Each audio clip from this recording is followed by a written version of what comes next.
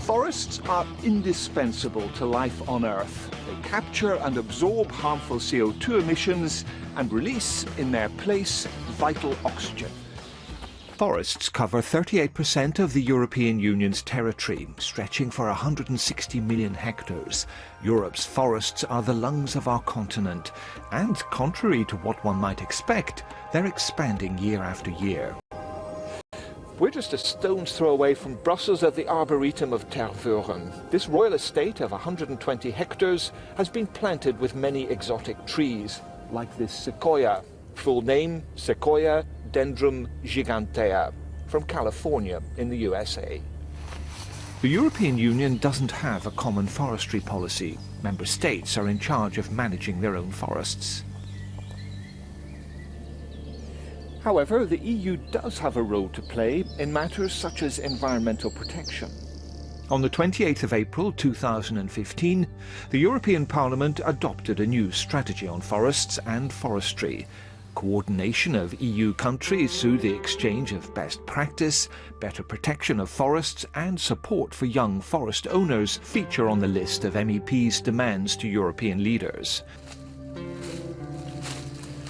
We're now in the Sognon forest beside the Arboretum. This is a small part of the EU's Natura 2000 programme to protect Europe's natural habitats and biodiversity. Natura 2000 is a set of 26,000 protected sites in Europe.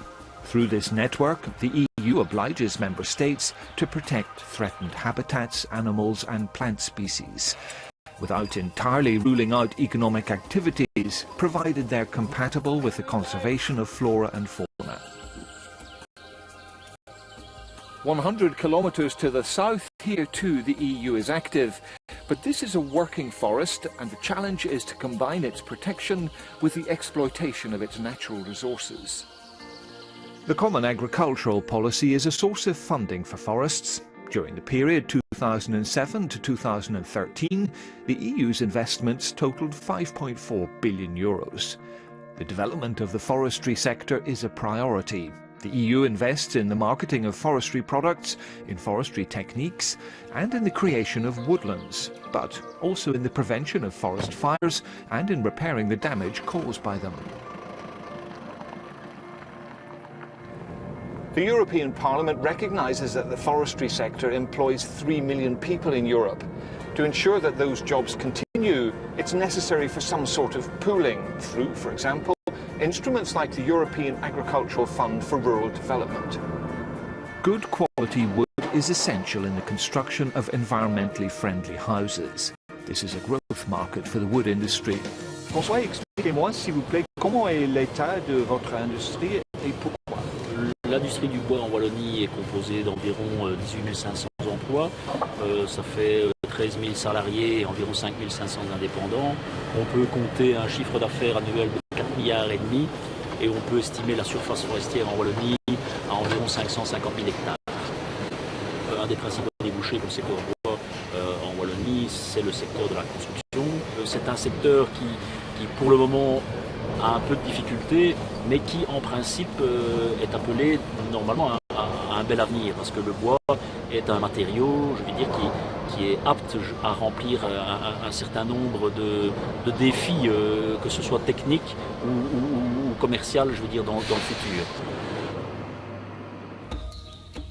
The environmental aspect is something to consider too. In Europe, the main source of renewable energy is biomass. And biomass is partly timber from our forests.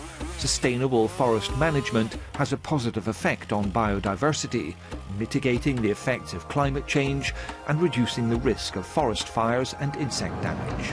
The European Parliament has made its mark on the EU's forestry policy. Members of the European Parliament have been active in issues like biomass, wood for fuel, and a common agricultural policy for forests. These images of forests cover the period from 1900 until today. We can see clearly that the forests are regaining ground. Yet another reason for conducting a smart policy. Ipsum Ipsum.